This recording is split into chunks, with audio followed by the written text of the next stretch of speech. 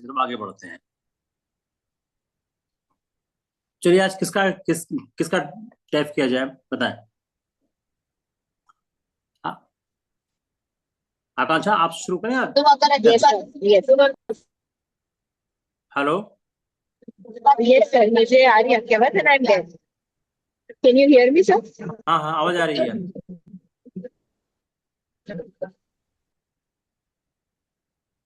जो आर्टिकल में पोस्ट किया आप लोग पढ़ लिए। देखिए क्या आर्टिकल मैं जितने पढ़ता हूँ, जितने मुझे काम लगते हैं उसको थोड़ा सा मैं ठीक कर देता हूँ। एज इट इज पेपर कहीं पोस्ट नहीं करता हूँ, थोड़ा समराइज कर देता हूँ। तो जो मैं पोस्ट करूँ उसको आप लोग पढ़ लीजिए। बड़ा इंटरेस्टिंग आर्टिकल था। एक हमने आर्टिकल पोस्ट किया कि इंडिया का जो जीडीपी ग्रोथ बहुत अच्छा है। दूसरा काउंटर आर्टिकल है कि इंडिया को आईएमएफ ने सी ग्रेड दे दिया। बड़ा इंटरेस्टिंग है ना। There is a conflicting opinion on the same issue. तो अगर ये दोनों एक समान लो, आपने एक व्यू पॉइंट रखा कि इंडिया का जीडीपी जो है बड़ा अच्छा चल रहा है, जिसमें सरकार ने अच्छी बातें की, प्रेस ने अच्छी बातें की हैं, उसी का कॉन्फ्लिक्टिंग ओपिनियन है कि आईएमएफ ने उसको दे दिया सी ग्रेडिंग। तो अगर आपको दोनों आर्टिकल नहीं पता है तो आप यहाँ पे ट्रैप हो जाओगे। जिसे दोनों आर्टिकल को पढ़ना आपके लिए बहुत आवश्यक है। तो हम शुरू करते हैं आकांक्षा से आज। Yes, sir. हाँ, ठीक है। आकांक्षा की एक हॉबी है रनिंग। रनिंग मैंने किसी और को भी शायद भरवाई है, कोई और भरा हुआ है। अब रनिंग हॉबी में क्या क्या सवाल थे। जो हॉबी रनिंग है इसको आप स्पोर्ट्स से भी देख सकते हो। एक इसमें इशू इंड्योरेंस का है। तो पहला ही सवाल ये है कि रनिंग आपकी हॉबी कैसे हो गई। How you have thought to start running as an hobby. बताओ आकांक्षा। उसके भी मतलब Sir, there was one event in which I participated and I failed. So that promoted me to work towards fitness. And that is और how I सोचो, got into running. और सोचो, और सोचो, और सोचो। Sir, drive towards fitness is something that made me start running. और सोचो।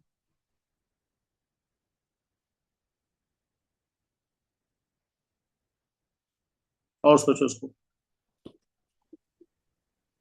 Sir, it was something which was challenging for me, and that gave me an impetus to do it and overcome that challenge. और सोचो। सारे आप advance advance answer कर रहे हो।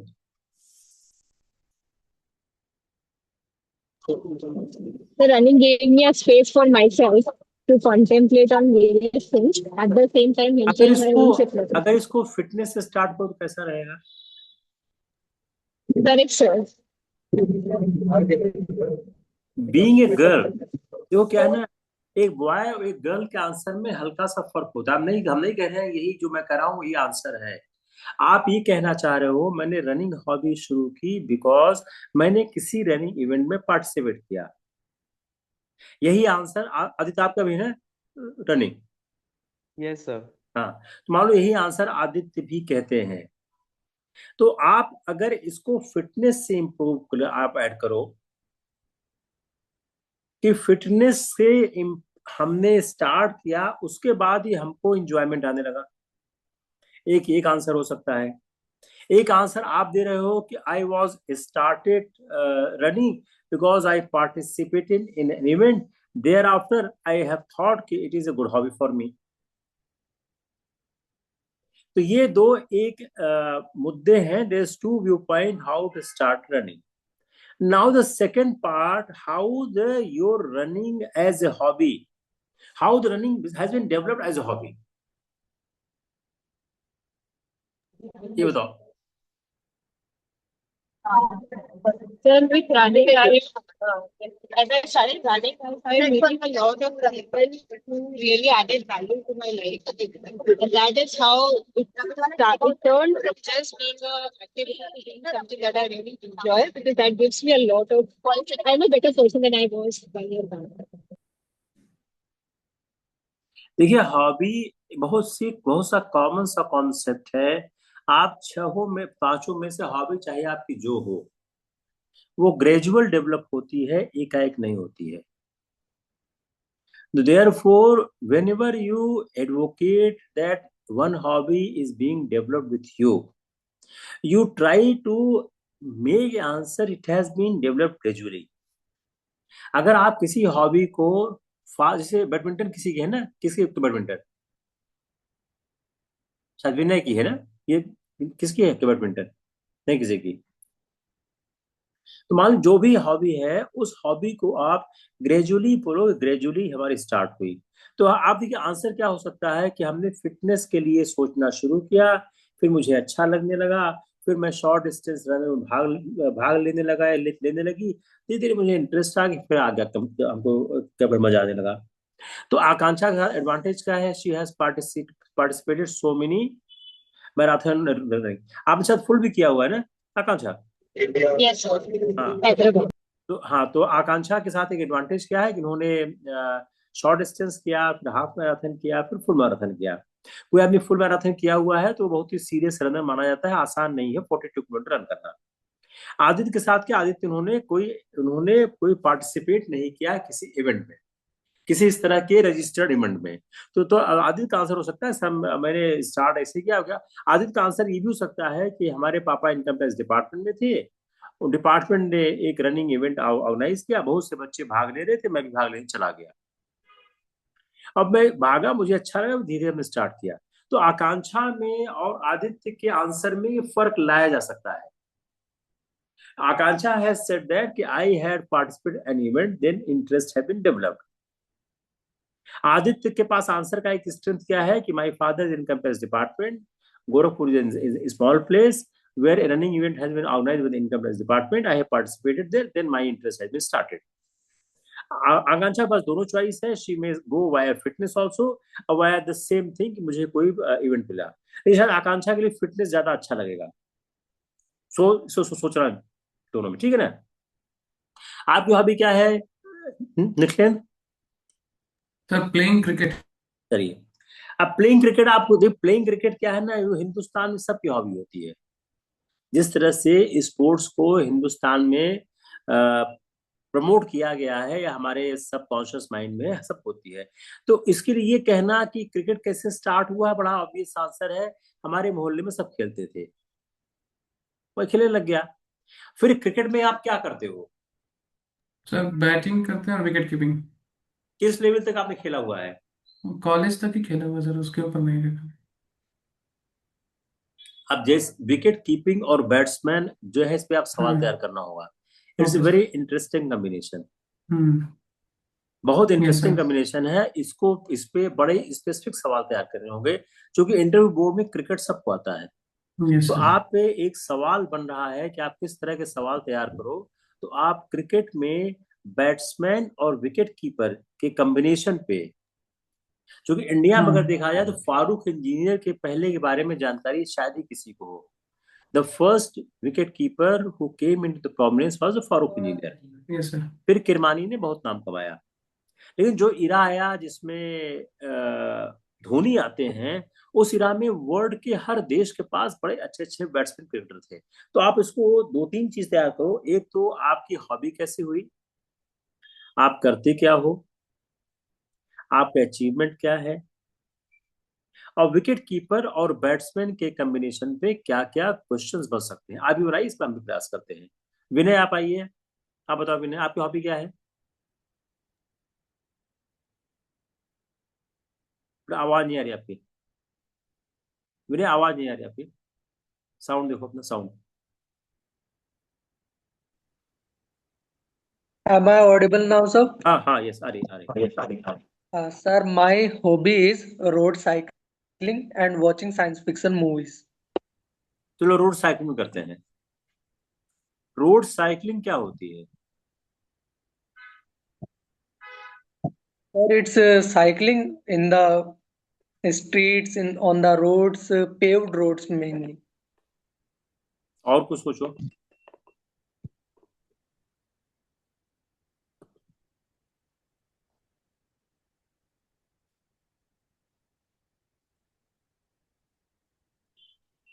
Sir, road cycling means long distance and during cycling on a paved roads, देखो preferably हमने जैसे on ही कहा, track. और तो हमने जैसे ही कहा, आपका दिमाग डाइवर्ट होने लगा।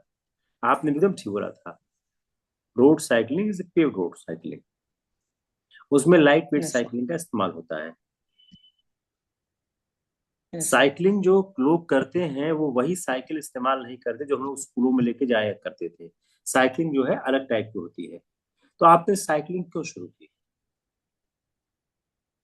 Sir, क्यों? the hobby of cycling started as an health need, but slowly and gradually I developed a liking for it, and that's start why it became. आपने देखो, बेस हमेशा कोई भी सवाल तैयार करने के लिए बहुत बेसिक एस्पेक्ट पे आप ध्यान दो। साइकिलिंग हमने क्यों स्टार्ट किया, इस सवाल का आंसर आप ईमानदारी से दो। Sir, that's a honest answer because it started as a health issue, and ठीक, then I slowly. ठीक है। Yes, आप इसमें देखो, साइकिलिंग क्या है, एक फन है। रनिंग क्या है, एक टॉर्चरस एक्टिविटी है। yes, sir. साइकिलिंग एक फन एक्टिविटी है। स्विमिंग एक फन एक्टिविटी है। तो आप कह सकते हो मैं स्टे फिट रहना चाहता था और साथ में थोड़ा एक्टिविटी एंजॉयबल हो, तो मैं साइकिल अपील किए। Yes, दूसरा, साइकिलिंग के साथ एडवांटेज क्या है, it is low impact exercise. Running is a impact exercise, cycling क्या है, लो इम्पैक्ट एक्सरसाइज है। तीसरा, इस सब कम समय में, जिसे आप सब लोग सिविल सर्विसेज की तैयारी कर रहे हो, आपके पास पढ़ना मेन काम है, बाकी सारा काम सेकेंडरी है। तो ऐसे एस्पायरेंट को ऐसी एक्टिविटी चाहिए होती है। एक मैंने ताइची पोस्ट किया था, किसी ने किया उसको कभी? मैं फिर पोस्ट। सर उसकी उसका सिमिलर फालून दफा किया है। I think it also has the same movements. मैंने देखा था तो उसमें सेम मूवमेंट्स होते हैं। आप उसको करके देखो, 20-25 मिनट का है, ओके। आप 1-2 दिन करके देखो।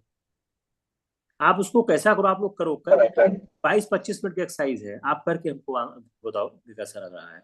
मैं इसलिए चाह रहा हूँ उसके पास आपको कंसंट्रेट, आपका देखो मेंटर का काम पढ़ाना ही नहीं होता है।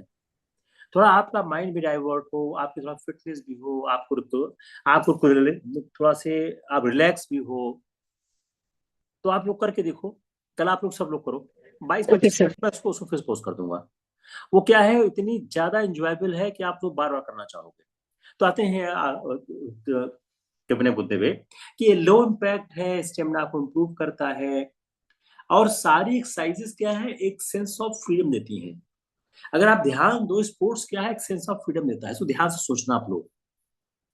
तो ये धीरे धीरे जब आपके रूटीन का पार्ट बन जाता है, आप इसको बहुत अच्छा लगने लगता है। आप क्या है गौरव? Sir, table tennis and spirituality. आवाज आओ टेबल टेनिस पे। टेबल टेनिस पे इंडिया क्यों कुछ नहीं कर पा रही है? हो सकता है पहला सवाल यही आपसे हो जाए, पहला हो सकता है यही हो जाए, क्योंकि इंडिया का टेबल टेनिस में कोई खास अचीवमेंट तो नहीं है। बताओ। Sir, that is true that India has not done anything uh, much to its name in table tennis so far, but the results have been improving. Several players are making it into top 20, top 50. सवाल मैंने क्या किया? India क्यों नहीं कर पाया है? तो यही करने का आंसर। ओके ये तो हमने पूछा नहीं कि टेबल टेनिस में इंडिया का अच्छा काम है या खराब काम है, या क्या स्थान है। हमने सिंपल सी बात पूछी कि why India is not doing well in the table tennis. तो you start answering the main question. जो आप कह रहे हो ये आप बाद में कह सकते हो। When you complete this answer that why India is not doing well in table tennis, बोलो कि sir this is but although, फिर अपनी बात कहो, तो आपका उत्तर अच्छा हो जाएगा। चलो फिर से स्टार्ट करो। Sir, India has not done well in the field of table tennis because the answer lies in the sports ecosystem of this country. Talents are not identified from a young age, uh, which is one of the factors that ऐसा differentiates. है, मैं आपको 5 point note कराता हूँ, उसके बाद आप answer करिए। आप लिखिए। इंफ्रास्ट्रक्चर,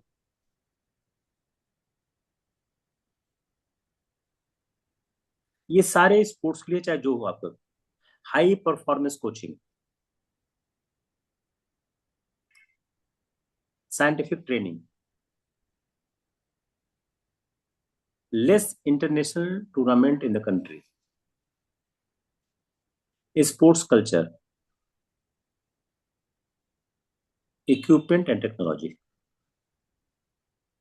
आप इसको ध्यान में रख के आप आंसर बनाओ, हम फिर लौट के आते हैं आपसे 2-3 बार, तब तक हम बात करते हैं. सर लास्ट में आपने क्या बोला? इक्विपमेंट एंड टेक्नोलॉजी, इसका जो गैप है इक्विपमेंट का टेक्नोलॉजी का. विनय, आते हैं आपके साइकिलिंग पे. आपने एक फ्रांस का कोई साइकिलिंग इवेंट आपने सुना है, बड़ा फेमस है? Tour de France. हाँ, क्या खास बात है? Yes. क्या खास बात है उसमें? Sir, that I don't know. I have just read the name. I will इसको go back and I will. इसको आप तैयार करो. इंडिया का Yes. बेस्ट साइकिलिस्ट कौन है?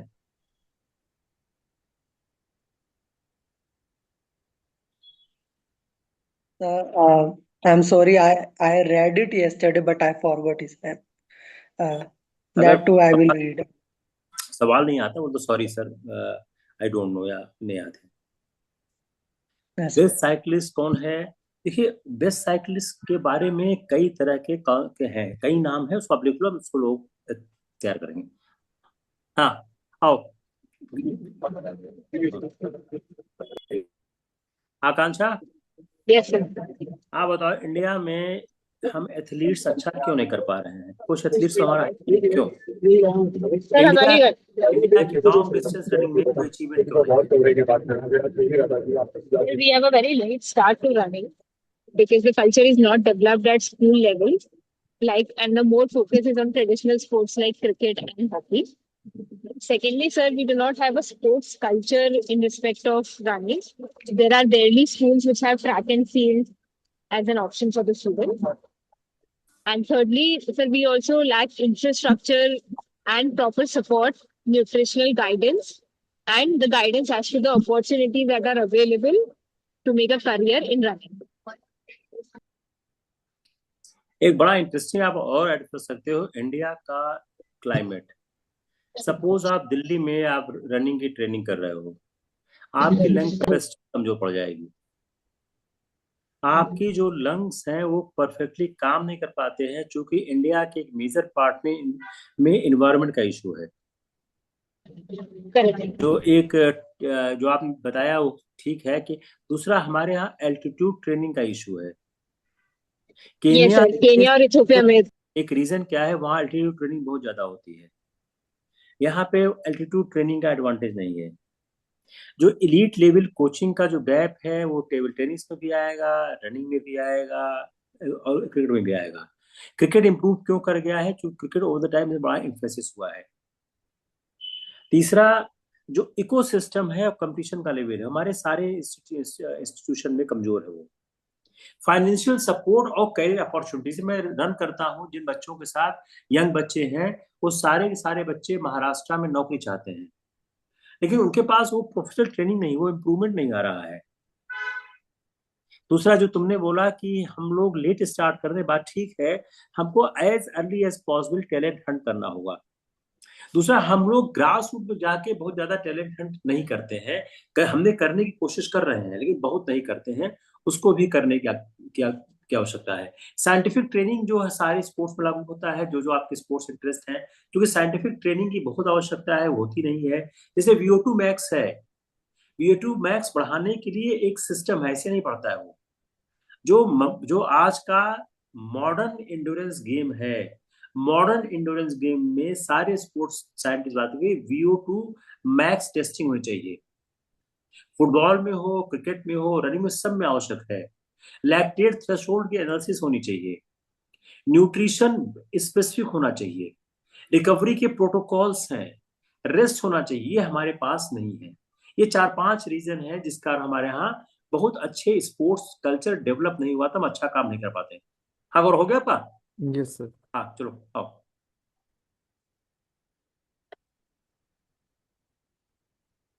Sir, India's performance lags behind in table tennis for a few reasons. First of all, the infrastructure is uneven and outdated. देखो मत ऐसे बोलो, देख मत ऐसे बोलो ना, नो इशू. आप ऐसा करो, उसको एक बार पढ़ लो. एक बार पढ़ लो आप। ठीक है नहीं, सर। पढ़ लो आप, 2 मिनट पढ़ लो उसको, पढ़ लो। हाँ आदित्य आप बताओ। Sir, in आपको ये running, आंसर करना हो कि इंडिया की रनिंग में कोई विकास नहीं हो रहा, आप क्या आंसर करोगे? आप गौरव 2 मिनट पढ़ो, आराम से पढ़ लो, मैं तब तक आदेश बात कर लेता हूँ। हाँ sir, there are several reasons for that. First of all, we can say that running as a sports culture has not so well developed. Plus, the proper quality training is not being provided, and also the nutritional aspects like the problems related to obesity and the issues related to fast food culture is also the reason we can say. And plus the uh, hunt for the talent at the grassroots level is still not reached up to that level. चलो, So these are the reasons. आप लोग 5 point लिखो marathon running लेके। Early talent Hunt नहीं होता है, point number 1। Coaching में world class coaching system नहीं है। हमारे कम्पिटिटिव रेसेस जो होते हैं उसमें एक्चुअल कंपटीशन है, जो पीयर ग्रुप नहीं होता है। जैसे आप लोग एग्जाम दे रहे हो, आप लोग पीयर ग्रुप को तो आप लोग सर्च कर रहे हो, पीयर ग्रुप चाहिए, तो पीयर ग्रुप की कमी है। अगर हम इथोपिया और केन्या से तुलना करें, जहां का पीयर ग्रुप कंपटीशन बहुत स्ट्रांग है, वहां का एंड्योरेंस रनिंग का कल्चर ही डिफरेंस है, तो हम उस कल्चर को नहीं लाएंगे, नहीं हो पाएगा। केन्या में क्या होता है, केन्या में लोग पैक में दौड़ते हैं, 5 6 7 8 रनर एक साथ दौड़ते हैं, तो पैक का एक आदमी लीड करता है, बाकी फॉलो करते हैं। वो लोग चेंज होते रहते हैं। मान लो 6 लोग दौड़ रहे हैं और उनको 30 किलोमीटर दौड़ना है, तो हर 5 किलोमीटर पे जो लीड, जिसको पेसर बोलते हैं, चेंज होगा। ये क्या हो गया? ये पीयर हो गया, ये क्या इंस्पिरेशनल हो गया, ये कंपटीशन हो गया। इंडिया में इस तरह की ट्रेनिंग होती नहीं है। जो ग्रुप ट्रेनिंग का कॉन्सेप्ट है इंडिया में उतना अच्छा हुआ नहीं है, और हमारे यहाँ जो स्पोर्ट्स का इकोसिस्टम है अभी भी वीक है। हमने कोशिश बहुत की है पिछले 20 25 सालों में, अभी भी हमारा उतना अच्छा नहीं हुआ है। इन चीजों को ध्यान में रखो, अच्छा आंसर हो जाएगा। हाँ गौरव आ जाओ, बोलो। Sir, India's performance in table tennis has been lagging behind a few top nations, and one of the foremost reasons for it is the infrastructure. It is still quite outdated and is unevenly available to people. Another major gap that I can think of is the lack of high quality coaching availability. Only a handful can access it, and even that it is practiced inconsistently across different academies. Uh, Another major gap would be the less number of international tournaments held in this country. This reduces exposure of the players to quality games. And finally, I can say that underlying all of this would be a weaker sports culture in this country. We have often heard the saying growing up, पढ़ोगे लिखोगे तो बनोगे नवाब, खेलोगे कूदोगे तो हो जाओगे खराब. So these are some of the factors that are hindering our performance.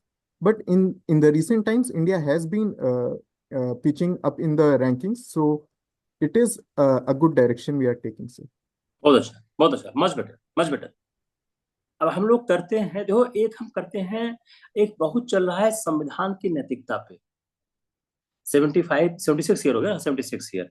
तो हम संविधान की नैतिकता पर थोड़ा सा बात करते हैं कि संविधान कैसे हमारा इतना स्ट्रांग है, संविधान की हमारी मॉरलिटी क्या है।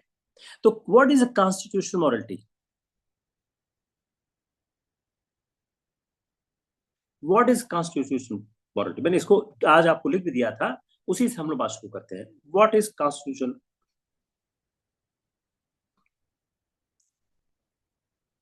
बताओ। Sir, constitutional morality is a strict adherence to the values of the constitution like liberty, justice, equality, fraternity.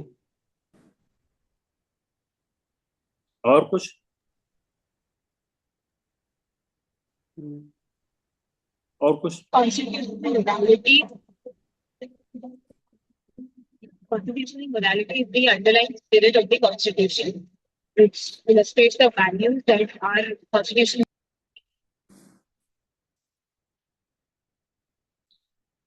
और बताओ। Sir, constitutional morality is a is a commitment to the values embedded in our constitution. It needs to exist at both individual and institutional level. Following the constitution is not a constitutional morality. It is. Let's debate on this issue. Okay, let's debate. मतलब interview में किस तरह से question बन सकते हैं बनाने की कोशिश करते हैं. Following the constitution is not a constitutional morality. देखिए क्या है ना, भावना भी ऐसे 3-4 लोगों के साथ काम करती थी, वो ग्रैब करती थी अपॉर्चुनिटी. आप अपॉर्चुनिटी ग्रैब करो.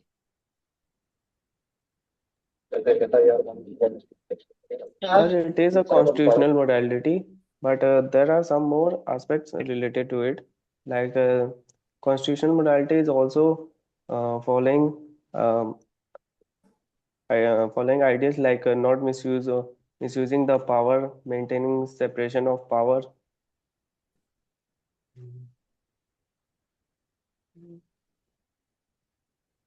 देखिए क्या है कि आप यहाँ पे ब्लैंक हो जा रहे हो because the question is orbit question. Then following the constitution is as a constitution morality as long as the constitution reflects the social realities of the time. As a former देखो मेरा सवाल simple सा है, कि following the constitution is not a constitutional morality, yes और no? पहले बताओ.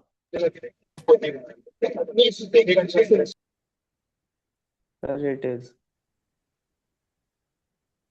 Sir, by going the I am allowed, sir. हाँ बोलो. Sir, in the words of Dr. B.R. Ambedkar, constitutional morality is the paramount reverence to the forms of the Constitution.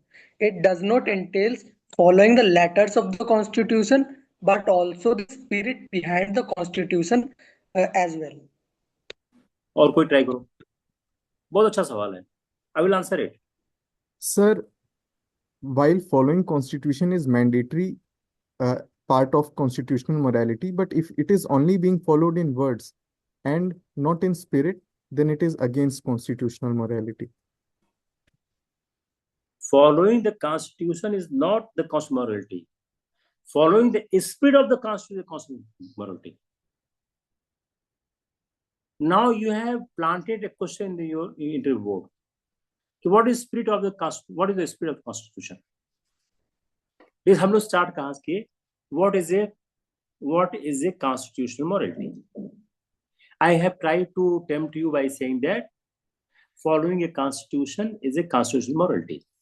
Then I said it is true that some of you has tried to change the answer, rightly change the answer. Following the constitution is not the constitutional morality. Following the spirit of the constitutional morality. What is the spirit of the constitution? यहाँ पर उसका सवाल आपका आ जाए कि यहाँ बंद हो जाए इस पर. What is spirit of constitution? बताओ. सर कॉन्स्टिट्यूशन की स्पिरिट है sovereign secular socialist democratic Republic including liberty justice equality and fraternity and also following मतलब लेटर ही नहीं उसको स्पिरिट में भी फॉलो करना इन सारे आयामों को. और को बताएं. Sir, spirit of the Constitution entails the motive behind the formation of the Constitution and also the values followed in the India's independence struggle as well. और को बताएं.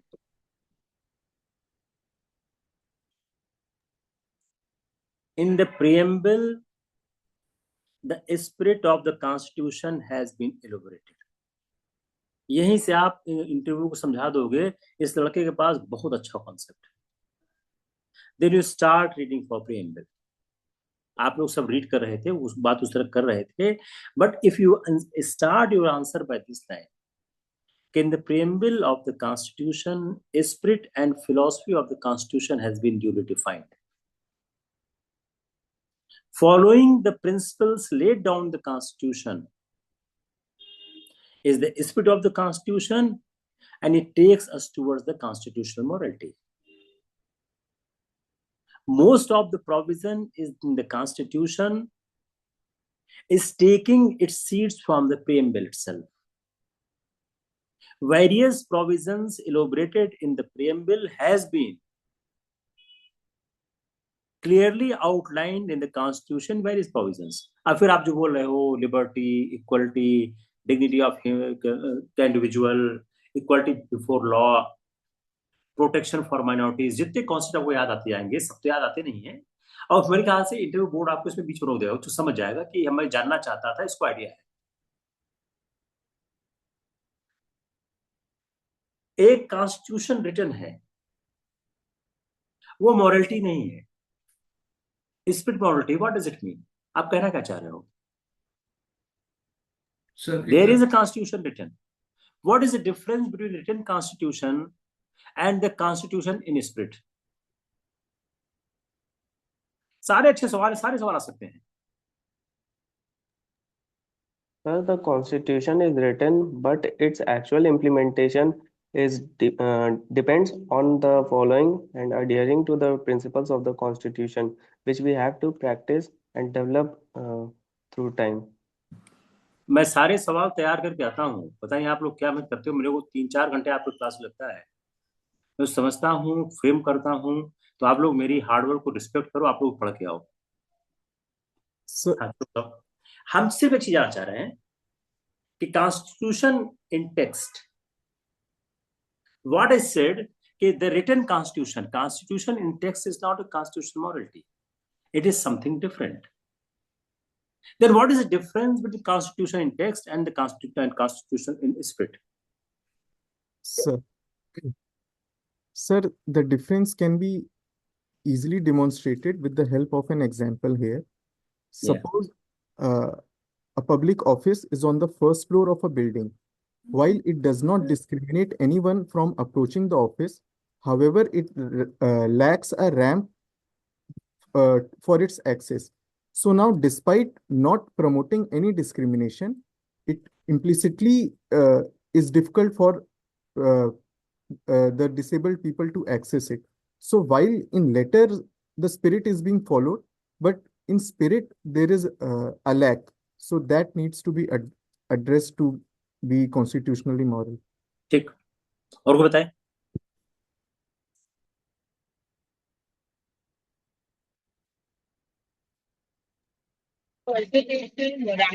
Constitution spirit is following the underlying values of the constitution and not just the letter of the constitution. एक हम example देते हैं आपको कि 1984 में राजीव गांधी की सरकार के पास 402 MP थे, the highest majority ever any government has. He can pass any bill. Suppose the government is passing any bill which is taking away the right of the weaker section or the minority section. As per the text of the constitution, he can do, because Article 368 has made the provision. Then what if soever majority is wanted to do, he can do it. But if the government is doing it, then the government is not doing as per spirit of the constitution. Government is doing as per the text of the constitution. Procedurally, you can do it, but substantively, you try to respect the philosophy. If you read the Supreme Court judgments, you find so many times spirit guides the courts. जो institution है उसको spirit guide करता है when text does not cover the new challenges. The constitution has been written in between 1947 and 50, in 46 to 50, in 3-4 years. We adopted in 1949 and implemented in 1950. How many years have passed? 76 years. At that time, so many issues has not been thought for. Therefore, if anything is possible in the constitution by the text, but by spirit is violating the fundamental nature of the constitution, then we have to follow the spirit. This is the difference between the constitution morality as per text and as per the spirit. तो अगर आप सिर्फ literal meaning follow करते हो, तो आप constitution की morality को आप फॉलो नहीं कर रहे हो। इथिकल वैल्यूज, इसको आप ध्यान में रखना होगा। तो कॉन्स्टिट्यूशन का एक कंप्लायंस ही जरूरी नहीं है, कॉन्स्टिट्यूशन का कंप्लायंस जनता के हित में आवश्यक है, कि ऐसा कॉन्स्टिट्यूशन को कंप्लाई किया जाए जो जनता के हित में हो। अगर हम किसी डीपर इथिकल कमिटमेंट के बगैर मैकेनिकली अगर कॉन्स्टिट्यूशन को अप्लाई करते हैं, then we are not following the spirit of the constitution. Legally correct हो सकता है, बहुत सी चीज लीगल होती है लेकिन इथिकल नहीं होती है। इसका बेस्ट एग्जांपल है कि एक कम्युनिटी के मैरिज कस्टम दूसरी कम्युनिटी के मैरिज कस्टम से अलग है, तो उस कम्युनिटी के लिए लीगल हो सकते हैं, दूसरी के लिए नहीं है, इथिकल नहीं है। कहीं आपके कहीं आपके कानून में नहीं लिखा है कि भाई बहन से विवाह नहीं कर सकता है, कहीं नहीं लिखा है, लेकिन हम नहीं करते हैं। क्यों? ये इथिकली पॉसिबल नहीं हमारे लिए। अगर एक भाई एक बहन से विवाह कर ले, कौन सा कानून मुख्य बताओ मेरे को, तो समझ कोई कानून नहीं आ रहा है जो उसको स्टॉप करता हो। इथिक्स स्टॉप करती है, हमारे कस्टम स्टॉप करते हैं। इसीलिए कॉन्स्टिट्यूशन एथिक्स को, कस्टम को, रिचुअल्स को, उसको भी मान्यता देता है। इसे आर्टिकल्स, शेड्यूल, प्रोसीजर्स, जितनी पावर्स है, ड्यूटीज है, राइट्स हैं, वो एक लीगल फॉर्मेट है। जब हम उसको इम्प्लीमेंट करते हैं तो हम स्पिरिट का ध्यान देते हैं। आप बताओ सर। जी बिल्कुल सर। पूरा कॉन्टेक्स्ट तो मैं नहीं सुन पाया, लेकिन सर की बातों से जो समझ पा रहा हूँ तो उसके अनुसार बात यही है कि the framers of the constitution और any particular law which is a historic or archaic law. The framing mind is not here so that we can ask questions and then he can answer what he was thinking while framing those laws or provisions of law, isn't it? So the original mind behind the constitution is not here to answer our queries at this point of time. So the clue that can emanate, it can emanate only from words. Okay, this is जो words use हुए हैं उन्हीं से सब निकालना है। लेकिन अब वर्ड्स क्या है कि words are a creation of language, language is a creation of man. Okay, and जो सेंटिमेंट्स हैं, जो इमोशंस हैं, they are not creation of man, they are creation of nature और गॉड, एज यू सेड। अलग अलग लोगों के कहने के अलग तरीके हैं। तो लैंग्वेज जो लिंग्विस्टिक जो कैपेसिटी है वो कभी भी जो इमोटिव मल्टीट्यूड को हैंडल नहीं कर सकती है कभी। मैं एक छोटा सा एग्जांपल देता हूँ, आपके लिए थोड़ा सा ह्यूमर भी हो जाएगा और आप इसकी महत्ता को समझ पाएंगे। जैसे फॉर एग्जांपल मैं अगर ऐसा कहूँ, कोई कॉम्प्लेक्स एग्जांपल नहीं देंगे, सिंपल सा, कि आई did not say that she stole my money. ये एक लाइन है, ये लिखी हुई है, इट इज रिटन देयर। मैं पंक्चुएशन वगैरह से भी नहीं खेलता हूं, मैं तुम्हें बताता रहता हूं, तुम बता देना कैसे उसका अर्थ बदलता है। सेंटेंस है, I did not say that she stole my money. अब मैं चेंज कर रहा हूं और बताना, आई did not say that she stole my money. इसका क्या मतलब हुआ कि हमने नहीं कहा है। ठीक है, अब मैं एम्फेसिस बदल रहा हूं, आई did not say that she stole my money. चुराया तो है पर मैंने कहा नहीं है। I did not say that she stole my money, पैसा चोरी हुआ है लेकिन मैंने ये नहीं कहा कि उसने चुराया है। I did not say that she stole my money, मैंने ये नहीं कहा कि उसने चुराया है, ले लिया है, मांग लिया है, चुराया नहीं है। I did not say that she stole my money, उसने पैसा भी चुराया है, सब कुछ है, लेकिन मेरा पैसा नहीं चुराया है। I did not say that she stole my money, कोई और चीज चुराई है। Same line, no difference in punctuation, but say how everything changes when you put emphasis at different places. Okay, so that is an example, a very very simple and crude way of understanding that language is not sufficient to convey the meaning or the implication, and that's why you have to refer to the language keeping in mind the spirit. तो कैसे guess किया जाए कि क्या कहना चाह रहे थे, तब क्या कैसे गेस किया जाए कि वो क्या कहना चाह रहे थे। सब्जेक्टिव हो जाएगा, सब्जेक्टिव भी होगा, इंटरप्रिटेशन पे जाएंगे तो सब्जेक्टिव हो जाएगा। तब आता है कि कॉन्स्टिट्यूशनल मोरालिटी का दायरा कैसे। तो सिर्फ उस पर मत जाइए, कॉन्स्टिट्यूशन को एज अ होल देखिए कि किन ऑब्जेक्टिव्स को अचीव करना चाहता है। तो उसका हर part, constitution as a whole जिस ऑब्जेक्टिव की तरफ देखता है, उसका इंडिविजुअल पार्ट्स, उसके कंपोनेंट्स भी उसके उस ऑब्जेक्टिव के सबसर्विएंट होने चाहिए, उससे मिलिटेट नहीं करने लगे उसकी भावना से। यही जो क्रक्स है इंटरप्रिटेशन का, वो ये है।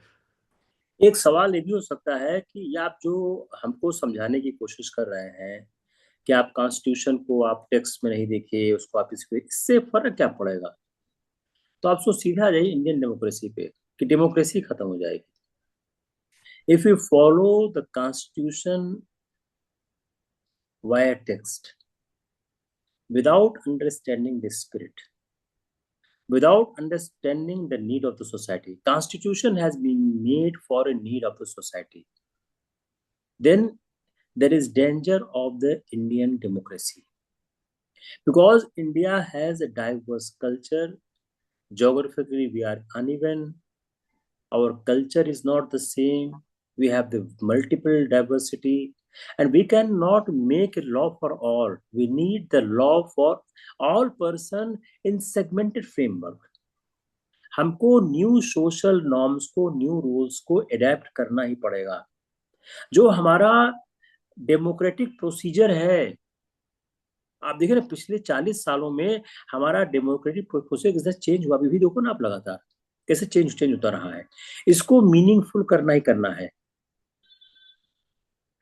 तो मोरालिटी क्या है, ये प्रोवाइड करता है एक शेयर्ड इथिकल वैल्यूज को। हमारे इथिकल वैल्यूज हर सोसाइटी के सेम नहीं है। आप नॉर्थ ईस्ट में जाइए, उसके अलग है। हम अपनी कम्युनिटीज को देखें, वो अलग है। इवन हिंदू कास्ट में भी देखें, जो हिंदू कास्ट सब कास्ट का डिवीजन, उसमें भी सेम नहीं है। तो हमको एक बैलेंस बनाना पड़ता। उस बैलेंस बनाने के लिए हमको इसकी स्पिरिट को, इसकी फिलॉसफी को समझना होगा। अब चैलेंजेस वही ना, एक चैलेंज हमारे सामने है, इसीलिए कॉन्स्टिट्यूशन में इतने अमेंडमेंट्स हुए हैं। अमेंडमेंट जो कॉन्स्टिट्यूशन के हुए हैं, उसका लॉजिक क्या है? To understand the challenges, to accept the changing needs of society. 1991 के बाद जब ग्लोबलाइजेशन हो गया, न्यू इकोनॉमी स्टार्ट हुई। मैं आज आपको पोस्ट कर दूंगा वीएस शुक्ला की किताब का एक उसमें आर्टिकल, इसमें मैं भी आपको पोस्ट कर दूंगा। उन्होंने पूरा डिटेल में लिखा उसमें कि ग्लोबलाइजेशन के बाद इकोनॉमी किस तरह चेंज हुई, हमारे फंडामेंटल राइट किस तरह चेंज हुए, हमारे फंडामेंटल राइट और डायरेक्टिव प्रिंसिपल्स के बीच के रिलेशनशिप कैसे चेंज हुए। हमारे बहुत से डायरेक्टिव प्रिंसिपल्स जो कन्वर्ट हो गए फंडामेंटल राइट पे, क्यों? Because we have followed the spirit of the constitution. एक पूरा लाइन लिखा है डीडी बसु में, वो भी आपको पोस्ट कर दूंगा। उन्होंने लिखा है कितने डायरेक्टिव प्रिंसिपल्स जो हैं फंडामेंटल राइट में चेंज हुए हैं। ये भी आपके इस आर्गुमेंट को सपोर्ट करेंगे कि by following the spirit of the constitution we have made the non enforceable rights to the enforceable rights. शायद ज्यादा अच्छा शब्द है, non enforceable rights to enforceable rights. मेरे ख्याल से टॉपिक हो गया आप लोगों में। नेक्स्ट सर टॉपिक इसमें हाँ वो बोलो। लिविंग ट्री डॉक्ट्रिन भी बोल सकते हैं ना, हाँ मतलब हाँ, ये बोल सकते हैं या स्पिरिट और लेटर में डिफरेंस दिखाने के लिए अपने पड़ोस में जो टर्मोइल हुए हैं और अपने यहाँ पे अभी भी स्टेबल डेमोक्रेसी है, ये भी तो एग्जांपल दे सकते हैं। देखिए, अगर आप इसको और चाहें तो इंडिया और पाकिस्तान के डेमोक्रेटिक सेटअप को भी आप एग्जाम्पल ला सकते हैं। एक बड़ा सवाल है, इंडिया में डेमोक्रेसी कैसे स्टैब्लिश हुई और पाकिस्तान में नहीं हुई। उसका सबसे अच्छा उदाहरण 1942 का महात्मा गांधी का क्विट इंडिया मूवमेंट में दिया गया भाषण। जब क्विट इंडिया मूवमेंट हो रहा था तो उस समय गांधी जी कितनी टावरिंग पर्सनालिटी थी और पूरा नेशन चाहता था कि क्विट इंडिया मूवमेंट किया जाए। गांधी चाहते थे कि सारे प्रस्ताव जो हैं, सारे कांग्रेस के प्रस्ताव एक वोट से गुजरे, उन्होंने वोट होना चाहिए। तो 13 कम्युनिस्टों ने वोट दिया था क्विट इंडिया मूवमेंट के अगेंस्ट में। गांधी ने भाषण जब आरंभ किया था, उन्होंने स्टार्ट किया कि मैं धन्यवाद देना चाहता हूं अपने उन 13 मित्रों को जिन्होंने इस प्रस्ताव के विरुद्ध में मत दिया। समुद्र में उठने वाली लहरें कितनी भी भयानक और शोर करने वाली न हो, आपका जन सैलाब कितना भी बड़ा क्यों न हो, छोटी सी छोटी आवाज को भी महत्व मिलना चाहिए, उसको सुनना चाहिए। भारत जब भी आजाद होगा, भारत इन 13 लोगों का एहसानमंद होगा जिन्होंने अपने अंदर की बात करने की कोशिश की। यही लोकतंत्र है, यही लोकतंत्र का सत्य है। अब आ जाओ पाकिस्तान में। पाकिस्तान का नेतृत्व कर रहे थे मोहम्मद अली जिन्ना। पाकिस्तान की मुस्लिम लीग का कोई भी अधिवेशन किसी वोटिंग पैटर्न में जाता ही नहीं था, जो जिन्ना बोलते थे वही होता था। आज देखिए पाकिस्तान कहाँ पहुंच गया है। इंडिया को लोकतंत्र में वर्ल्ड में रिस्पेक्ट मिलती है। इंडिया का जो लोकतंत्र है वर्ल्ड में बहुत रिस्पेक्टेड है। उसका एग्जाम्पल ये भी है कि इंडिया के लोकतंत्र में हारने वाला ये स्वीकार करता मैं हार गया हूँ। पाकिस्तान को कोई करता स्वीकार, सत्ता पे कब्जा कर लेता है। You can demonstrate by this example कि how Indian democracy is so strong because it is built in the history. अब आप स्टार्ट को कांग्रेस की स्थापना से 1887 में पहली बार कांग्रेस ने बोला कि मेजॉरिटी को जो चीज एक्सेप्ट नहीं हो, माइनॉरिटी को जो एक्सेप्ट नहीं हो, हम स्वीकार नहीं करेंगे. इफ यू सी 1885 टू 1900 कौन कौन कांग्रेस के अध्यक्ष हुए. अगर आप कांग्रेस की परंपरा को समझें तो कांग्रेस शुरू से बात में चाहती थी कि जो आज आपके कॉन्स्टिट्यूशन का स्पिरिट है, डेमोक्रेसी, सेकुलरिज्म, वो तभी आ गया था. तो constitution has not made on the 3 years 1947 to 1950. No, constitution has been made over the struggle of the 75 years.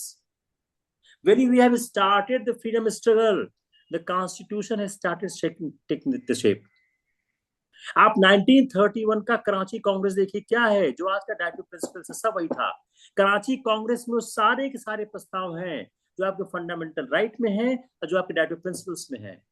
So you can say this also, that the spirit of the constitution is not only the letters written in the constitution, it is the history, it is the legacy which we have got over the a long struggle of 150 years.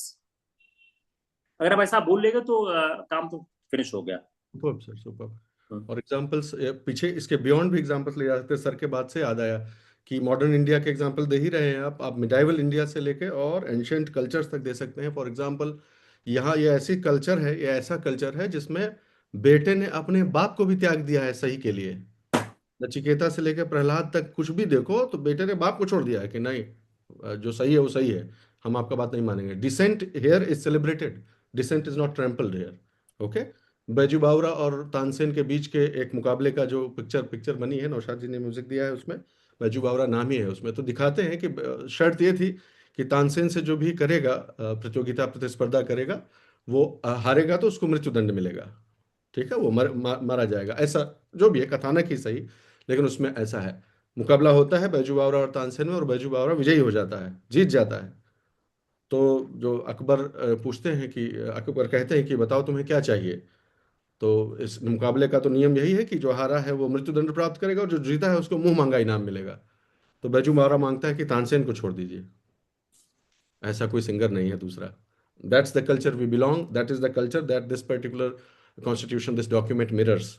तो ये cultural foundations जो हैं वो decent को promote करने की है हमारी. There is not a single example in the history of this culture where an erudite person और a person of scientific temper has been persecuted ever.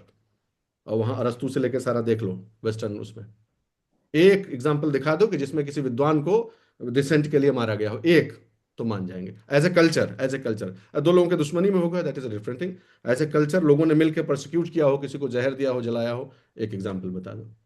Charvaka को भी यहाँ पर एक स्कूल ऑफ फिलोसफी बोलकर उसको सम्मान दिया जाता है. That is the kind of culture we belong to. Sir even women को भी बहुत जो रिस्पेक्ट दिया आपका गया है. जो आपका विलेज एडमिनिस्ट्रेशन है, विलेज ऑटोनॉमी कहाँ से, चोल काल से, उत्तर मेरूर का शिलालेख पढ़िए, उससे बेहतर विलेज ऑटोनॉमी कहीं लिखी नहीं गई. If you read the how it has been, how the person being elected, इतना ट्रांसफर जो राज्यसभा की संकल्पना है उसी में है कि जो 1/3 लोग चेंज होंगे उसी में है. वाह सर, वाह. तो अब हम लोग आते हैं दूसरे टॉपिक पे. जो दूसरा टॉपिक है, तो कोई बोला किसी को, हाँ करो से समथिंग. जो दूसरा टॉपिक है इंटरेस्टिंग है कि हमारी जीडीपी को लेके है. जीडीपी में एक तो आया है कि हमारी जीडीपी बहुत अच्छा काम कर रही है.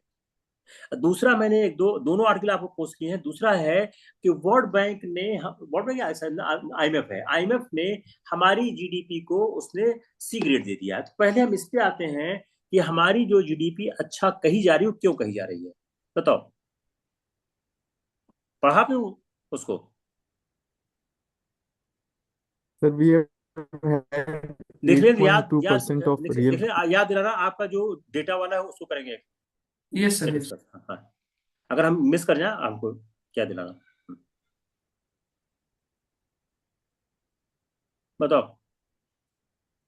Sir, we have had a real GDP growth of 8.2% in this second quarter, which is very impressive considering an economy of our size. Okay.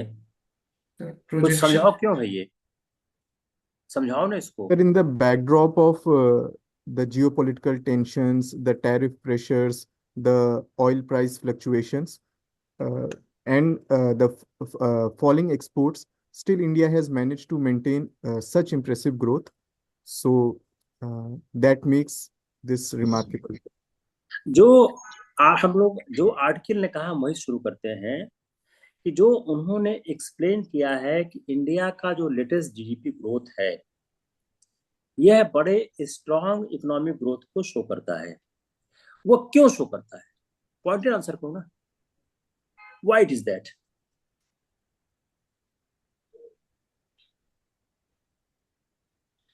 Y, और सिंपल कर देते हैं ना कि वाई वाई मतलब ग्रोथ क्यों है, क्यों?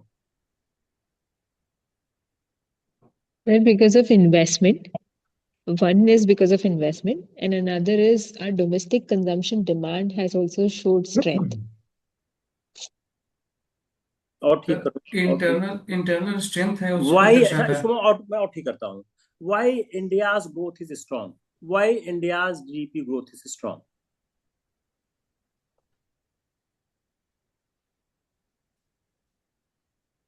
So one is investment, आप लोगों specifically ने in क्यों नहीं पढ़ा capital. आर्टिकल? आप लोग क्यों नहीं पढ़ते आर्टिकल, बताओ। हाँ बोलो, अच्छा बोलो। Sir, we have seen a remarkable growth in our GDP because of majorly two factors. One is investment, specifically in the fixed capital or in the capital assets like infrastructure, construction, which gives an impetus to the economy and acts as a multiplier. And second, even our consumption market, domestic consumption market has shown positive signs, which has given impetus to growth. हाँ और कोई, चलो बोलो बोलो Sir, Sir, the recent, you can say. बोलो। despite the poor net export growth and also global uncertainties, India has been showing remarkable GDP growth because ये of its. विनय, ये तो मैं खुद ही कह चुका हूँ। आंसर, क्वेश्चन जब आंसर हम लोग देते हैं ना, क्वेश्चन को रिपीट नहीं करेंगे। Yes, sir. हमने सिंपल बात क्या कही कि इंडिया का ग्रोथ जीडीपी में क्यों हुआ है, Yes, ठीक है sir. ना। हम एकदम पॉइंट पे आते हैं। अपने को कोशिश ये भी करनी है कि हमारा आंसर हमारे अगले सवाल को खा न जाए। मान लीजिए हमारे कोटे में 25, 26, 27 मिनट आया हुआ है, तो हम ऐसा न कर दें कि हम एक ही सवाल पे घूमते रहें, क्योंकि जब तक एग्जामिनर 6, 7, 8 सवाल नहीं पूछता है, उसका ओपिनियन बन नहीं पाता है। मेरे का 100 का भी 9, 10 मिनट का इंटरव्यू था, इसका भी 5, 6 सवाल तो हुआ होगा। कितने सवाल हुए थे आपके? जी सर, 12-14 सवाल पूछे थे सर हाँ उसी था में। ना। तो मतलब 8-9 सवाल तो कम से कम होने चाहिए, इससे कम पे काम नहीं बनेगा। तो अगर हम एक ही, अगर हमने ये किया कि हम पहले एग्जामिनर के क्वेश्चन को हम इंटरप्रेट कर आंसर, तब क्या टाइम हम खा जाते हैं। हम सीधा एक पॉइंटेड अटैक मारते हैं यॉर्कर बॉल की तरह, सीधा। तो सवाल मैं फिर से रिपीट कर रहा हूं कि जीडीपी ग्रोथ इतना अच्छा क्यों है। हो सकता है एग्जामिनर जीडीपी शब्द घटा दे, ग्रोथ इतना अच्छा क्यों है, क्योंकि आप लोगों का इंटरव्यू होने वाला है और इसी क्वार्टर का वो रिजल्ट है। सबने पढ़ाई है, अब बहुत बहस चल रही है ड्यूटी, क्योंकि आईएमएफ की ओपिनियन और इसमें उसमें थोड़ा सा फर्क आ गया है। चलो हाँ बोलो, हाँ मेरे चलो। Sir, India's growth has been strengthening because of first, the private fixed capital expenditure has been growing, leading to better GDP potential growth, and second, also due to domestic resilience through its consumer market uh, positivity. गौरव आप बताओ फिर से। Sir, India's GDP growth has been strong due to two fronts: strong private consumption and also a growing investment into the fixed capital formation. Aditya. Sir, India's GDP growth has been said to be strong due to several reasons. The first can be said to be the public investment by the government and also by the private investment, which together is called gross fixed capital formation. And the second is also the private consumption expenditure, which can be said to be remarkable in the face of global economic slowdown. निखिलेन। Sir Bharat का GDP strong इसलिए बोला जा सकता है क्योंकि इसमें जो आंतरिक मतलब इंटरनल कंपोनेंट है वो ज़्यादा स्ट्रांगली दिखते हैं, जिसमें कि जीएफसीएफ का एक तिहाई हिस्सा एक तिहाई हिस्से में डोमिनेंस दिखता है, जिसकी वजह से हमारी जीडीपी स्ट्रांगली आगे बढ़ रही है और बाहर की अनिश्चितताओं के दौर में भी इंडिया का जीडीपी अच्छा परफॉर्म कर रहा है। जीएफ जीएफसीएफ का इस्तेमाल सिर्फ निखिल ने किया, सबको करना पड़ेगा ये। क्योंकि आप देखें जो की ड्राइविंग फैक्टर है वो जीएफसीएफ ही है। Gross fixed capital formation, investment in infrastructure, machinery, construction and equipment. बड़ा सिंपल सा सीधा सा आंसर है। ग्लोबल डिमांड स्लो है, डोमेस्टिक डिमांड हाई है। हमारा जो ये है जीडीपी ग्रोथ है, इस बात के बजाय हुआ despite the fact that the global supply is dim, global supply is not taking up, but our domestic demand is going up. Why? Because the government is spending. Domestic demand, investment, infrastructure activity, machinery, construction, सीधा सा है। बताओ sir. जी sir. Sir, also, और तीनों का नाम ले लो आप लोग, तीनों चीजों का पहले नाम ले लीजिए, the three ingredients which are responsible, and then wait for them to ask another question कि please elaborate, and then you start telling them कि what is GFCF, what is private consumption, and what is net export rise and why. Let them ask why also, then be ready कि private consumption बढ़ा है तो क्यों बढ़ा है, तो भाई बस रिसेंट सा एग्जांपल दे दो भाई कि इन्फ्लेशन जो है वो कंट्रोल में रही है, नंबर एक। नंबर दो, फिर रेट कट्स हुए हैं, जीएसटी यूएसटी में जो हुआ है सब बोलो बढ़िया से, सब थर्ड फोर्थ लेयर तक रेडी रहो। फोर्थ लेयर के बाद क्वेश्चन आ जाए तो बहुत ही रेस्पेक्टफुली, नहीं आता है तो रेस्पेक्टफुली उनसे जो है वो सबमिट कर दो। देखो ये सवाल महत्वपूर्ण क्यों है, ये सवाल क्यों पूछा जाएगा, यह है एस्पायरेंट की इकोनॉमिक अंडरस्टैंडिंग को एक्सप्रेस करता है कि अगर आपका जीडीपी नंबर्स बढ़ रहा है जबकि इंटरनेशनल सिचुएशन ठीक नहीं है, एक्सपोर्ट्स ठीक नहीं है, तो आखिर क्यों हो रहा है। तो इंडिया का जो ग्रोथ मोमेंटम है वो कैसे मेंटेन हो पा रहा है। It is due to the domestic factors rather than the external demand. Exports हमारे अच्छे नहीं हो रहे हैं, ग्लोबल अनसर्टेनिटी है, strong internal consumption and steady investment, शायद दो बहुत अच्छे शब्द हैं, strong internal consumption and steady investment.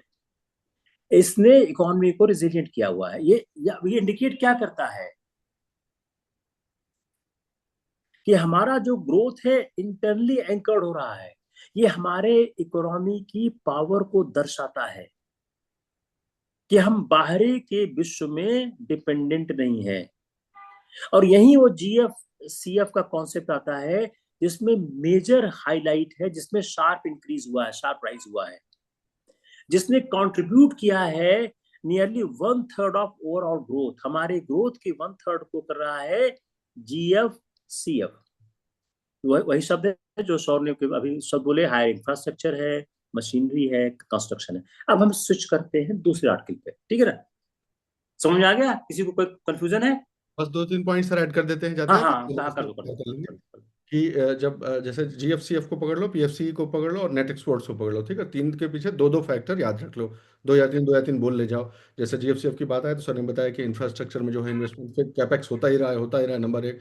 दूसरी जो इंपॉर्टेंट चीज जो कहीं दब ना जाए, जो कि इसने अपने भाई ने आदित्य ने बोली थी, बहुत बढ़िया पॉइंट उसने बोला था बहुत साइलेंटली, एंड दैट इज कि इस बार बड़ा अच्छा बात हुआ है कि क्राउडिंग इन हुई है प्राइवेट इन्वेस्टमेंट की। जनरली जो है डिस्ट्रेस टाइम में क्राउड आउट हो जाता है private investment because of public sector. अभी मिलकर जो है प्राइवेट इन्वेस्टमेंट अच्छा हुआ है, it is a very efficient capital when it comes from private investment. तो दो रीजन उसके लिखती है कि एक तो कैपेक्स पे खूब अच्छे से लेआउट हुआ है, और दूसरा प्राइवेट इन्वेस्टमेंट भी बहुत ही ईगरली और एंथुजियास्टिकली उसमें पार्टिसिपेट किया। ये तो हो गया। अब पीएफसी पे आ जाओ कि प्राइवेट कंजम्पशन, ये सबसे डोमिनेंट तो प्राइवेट कंजम्पशन ही है, 60% तो यही होता है। वो ये अकेला फैक्टर ही 7% से ग्रो कर गया है, which is wonderful, which is wonderful, क्योंकि इसका बेस जो है, इसका स्केल बहुत बड़ा है। इसका 7% से ग्रो करना इज एन इम्पॉर्टेंट थिंग। तो ये बहुत बढ़िया चीज़ हुई है। और ये क्यों हुई है तो बताओ कि लोग जो है, जो कंज्यूमर्स हैं, उन्होंने इन्फ्लेशन में जो कंट्रोल इन्फ्लेशन का है उसको पॉजिटिवली रिएक्ट किया है मार्केट ने, इंटरनल मार्केट्स ने, नंबर एक। नंबर दो, गवर्नमेंट ने भी जो सिग्नलिंग की है, सिग्नलिंग बाय लोअर जीएसटीज और रेट कट से जो सिग्नलिंग की है, उसका भी बहुत पॉजिटिव स्पिल ओवर हुआ है और उससे अच्छा ट्रांसमिशन हुआ है उस पॉलिसी का भी। दो हो गए। तीसरा, नेट एक्सपोर्ट्स पे आ जाओ कि जो हमको सबसे बड़ी चोट लगती थी इंपोर्ट ऑयल इंपोर्ट से, तो जो ऑयल के प्राइसेस जो है उस तरह से, जिस तरह से हमको हमेशा से हर्ट करते थे इंपोर्ट बिल, वो उतना रिलेटिवली उन्होंने नहीं किया है। लेकिन अब मजे की बात क्या है कि एक तरफ 60%, 50 से 60% वो हो गया कंजम्पशन वाला, हमारा इंटरनल मैटर है वो। फिर जो है कैपिटल इन्वेस्टमेंट, वो भी 1/3 है, तो 60-30-90 तो यही हो गया। तो सबसे अच्छी बात यह है कि most of the stability and growth that is attributable to domestic factors, internal factors, structural factors. Okay. तो इतना जो जो गुंजाइश है, जो कि बाहर के इंपोर्ट बिल वगैरह से जो गुंजाइश है अप डाउन होने की, वो धीरे धीरे ऐसे खींच के कम कर दी गई है। वो उतना नहीं हमें अब इतनी जल्दी से वोलाटाइल करके और डिस्टेबलाइज नहीं कर सकता। ये एक अच्छा right step in the right direction जिसे कहते हैं। इस तरह से अच्छे से बनाओगे तो अच्छा आंसर दिखेगा। इस पर सोचना, विचार करना और पॉइंट्स लिखना, फिर हम बात जो करेंगे। कोई भी टॉपिक जो हम लोग करते हैं वो अधूरा ही है, क्योंकि एंड नहीं है। हम लोग ज्यादा टॉपिक जिस पे भी आपको लग जाए इसमें और डिस्कशन करना है, हम लोग और करते हैं इसमें। आप लोग, हमारी सलाह है, इस रिकॉर्डिंग को पूरा सुनो और फिर देखो अपना। एक तो स्पीच देखो, हमारी स्पीच कहाँ हो रही है, हम क्या बोल रहे हैं। दूसरा, आप ये देखो कि इसमें क्या क्या इश्यूज और बन सकते हैं। You believe me, you interview question में इसके चांसेस बहुत ज्यादा कम है। ऐसा 10 साल में हुआ नहीं आज तक। जी सर। 10 साल में 70-80 एस्पायरेंट को तुमने ट्रेन किया होगा। इंटरव्यू में 70-80 एस्पायरेंट में एक भी एस्पायरेंट नहीं है जिसको मिला हो सवाल, चांस ही नहीं है। क्योंकि इस तरह की ट्रेनिंग है, पॉसिबल ही नहीं है। आप तैयार करने की कोशिश करो उसमें। अब आते हैं दूसरे टॉपिक पे। दूसरा क्या था हम लोग का? सर सर एक चीज हाँ और है हाँ, सर, बोलो बोलो। सेंसेक्स फिर से 88,000 के आसपास गया सर, फिर हम्म। से बढ़ा है, तो उससे ऊपर भी क्वेश्चन आ सकते हैं सर? हाँ, आएगा आएगा। हम क्योंकि लोग सेंसेक्स पे, स्टॉक मार्केट पे अलग से ठीक है करते सर। हैं, क्योंकि मैं उसमें 20-25 मिनट के आसपास टाइम लगेगा। मैंने कहीं लाइन पढ़ा था सर उसमें कि एफपीआई का बहुत ज्यादा पुल आउट हुआ है इंडिया से, लेकिन उसको कवर किया है रिटेल इन्वेस्टर्स ने। तो इसका प्रोज और कॉन्स पढ़ लेंगे हम लोग। बिल्कुल। यार इसको और करना पड़ेगा। Yes sir. ये आज के पेपर में ही है, ये मैंने आज ही यस पढ़ा सर। है ये। यस इसको सर। हम हो लोग और सकता है डिटेल सर, करते हैं। कल वाले में भी कहीं जिक्र था हॉट हाँ, कैपिटल, है ये। या कैपिटल इसको करके। इसको कहीं नोट, जो जो डिस्क है उस नोट कर लो इसको। इसमें 20-25 मिनट का टाइम चाहिए इसमें कम से कम, क्योंकि कॉन्सेप्ट समझाने पड़ेंगे इसमें। फिर क्या रीजन है, एफपीआई क्या है, एफडीआई क्या है, इसको हम लोग पक्का करते हैं। कल ही करते हैं इसको। और in fact starting from the very scratch हम लोग पढ़ा जाएगा कि या कितना, किस लेवल तक का रिलायबिलिटी है इस इंडिकेटर का भी इकोनॉमी यस के, यस यस। और किस तरह की इकोनॉमी कितना इसका भरोसा किया जा सकता है, तो अच्छे से कवर कर लेंगे। तो पहले हम आते हैं आईएमएफ की रेटिंग को लेके। आईएमएफ की जो रेटिंग है वह क्यों हुई है ऐसी? सबसे बेसिक सवाल है ना, कि आईएमएफ ने सी ग्रेड की रेटिंग दे दी है, वाई? बताओ।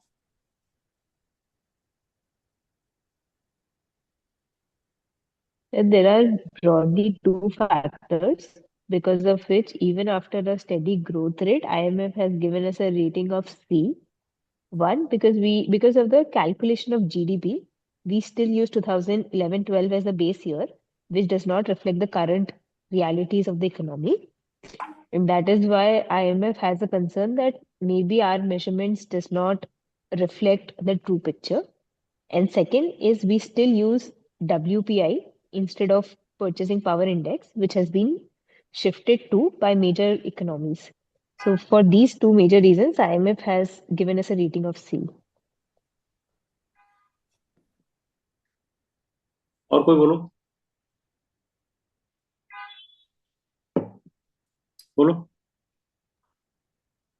Sir, Gaurav. IMF has given हाँ चलो बोलो, हम बोलो बोलो। Sir, the IMF has given C rating. The one reason can be that the methodology which the government uses for calculating GDP, like production method or consumption method, so there are discrepancies in both the data, because this can be attributed because of our informal economy, where many sectors cannot be attributed in the GDP figures. Plus also The GDP is currently anchored to the level of 2011 and 12, which is outdated and needs to be revised, as government is currently considering to anchor it to the recent 2022 or 23 levels. और निखिलेन, sir क्षमा प्रार्थी हूँ sir, मैं ये वाला article नहीं पढ़ पाया था। क्यों नहीं पढ़े आप? सर मैं चला गया था सब्जी वब्जी लाने के लिए, इसलिए मुझे लेट हो गया। चलो, और बताओ सर विनय। से पढ़ लेते हैं सब्जियां तो वहां से। सर विनय आप दूर, बताओ। थोड़ा दूर मिलता, मैं मतलब एक दिन लगता ना हफ्ते वाला जो मंडी, तो जाके आने में लेट हो पढ़ गया। लेना, रोज जी का सर। विनय काम आप बताओ। समाप्त करना जी है। सर, पढ़ के सोऊंगा सर इसको। यस हाँ सर। विनय आप बोलो।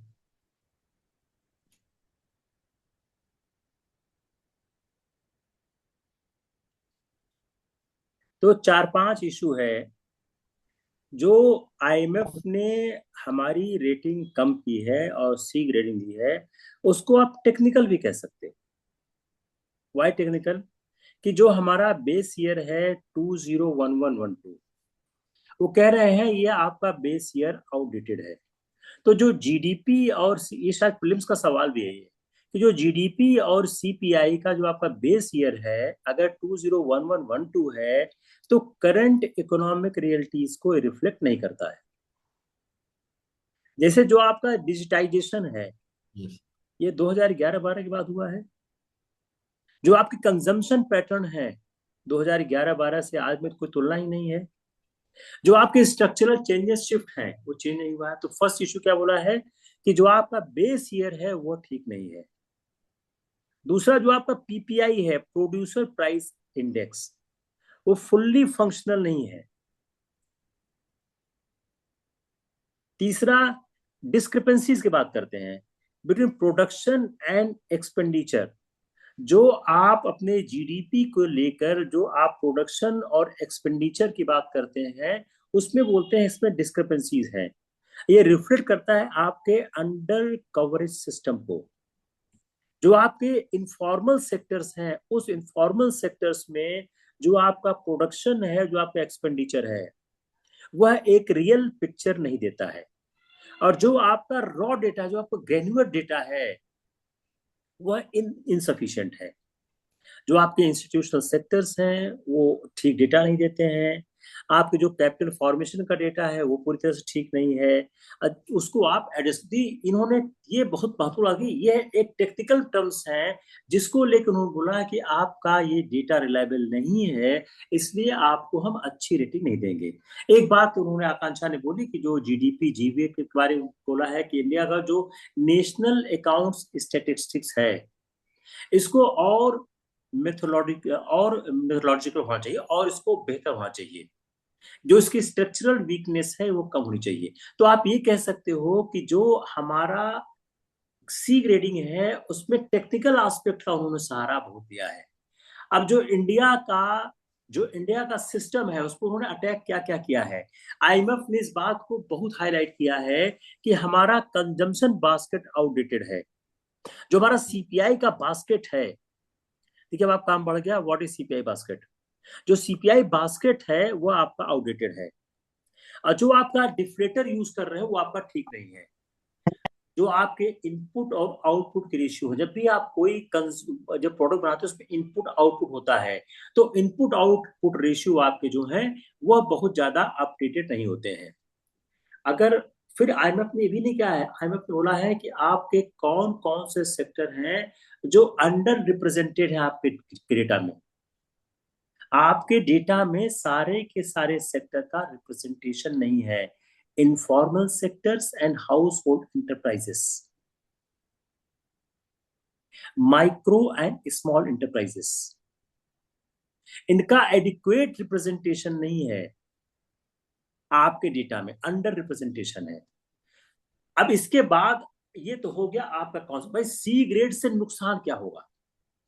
The very moot question, what is the problem with the C grading? अगर इंडिया की सी ग्रेड होता है इसका मतलब क्या होता है? इंडिया का डेटा जिस तरह से इंटरप्रेट किया गया, इंडिया की जो ग्रोथ थ्योरी है उसको इंटरनेशनल लेवल पर रिकॉग्नाइज नहीं किया जा रहा है। जो क्रॉस कंट्री मैचिंग होगी उसको मिसलीड हो जाएगी। और जो पॉलिसी मेकिंग हमारी पॉलिसी मेकिंग पर भी सवाल खड़े होंगे। तो C grade means India GDP data is wrong और अनयूजेबल। नहीं, ये रॉन्ग नहीं है, रॉन्ग नहीं है। इसके कंपैरिजन में दिक्कत आएगी जब आप इसमें कोई निष्कर्ष निकालना चाहेंगे, इंटरप्रिटेशन में दिक्कत करेगा। if you see the technical aspect, hope I'm able to explain it. जो टेक्निकल इशू रेस किए गए हैं, इस टेक्निकल इशू को रेस करने का मतलब ये नहीं है आपके डेटा रॉन्ग है, ऐसा नहीं कह रहे हैं वो। दे आर सेइंग आपके डेटा से करेक्ट पिक्चर नहीं आ रही है।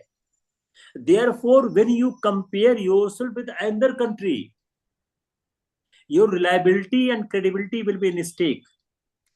तो जो कंपैरिजन होगा क्रॉस कंट्री में, इंटर कंट्री में, वह मिसलीड करेगा। तो जो आपकी पॉलिसी मेकिंग हो रही है, आपकी पॉलिसी मेकिंग इस डेटा पे हो रही है, वो पॉलिसी मेकिंग आपकी करेक्ट पिक्चर नहीं दे रही है। ये पॉलिसी मेकिंग आपकी वह कार्य नहीं कर रही है जो देश के विकास के लिए आवश्यक है। जो आप हाई ग्रोथ दिखा रहे हो, देखिए यही सवाल आ गया। जो हमने हाई ग्रोथ दिखाया अपने जीडीपी में, वो यहां सवाल आ गया। जो आप हाई ग्रोथ दिखा रहे हो उसमें बहुत से इश्यूज आप कंसील कर रहे हो। Job creation, informal sector stress, दोनों एडिक्वेटली रिप्रेजेंट नहीं हो रहा आपके डेटा में। और जो ट्रांसपेरेंसी चाहिए वो नहीं है, ट्रांसपेरेंसी रिड्यूस हो रही है।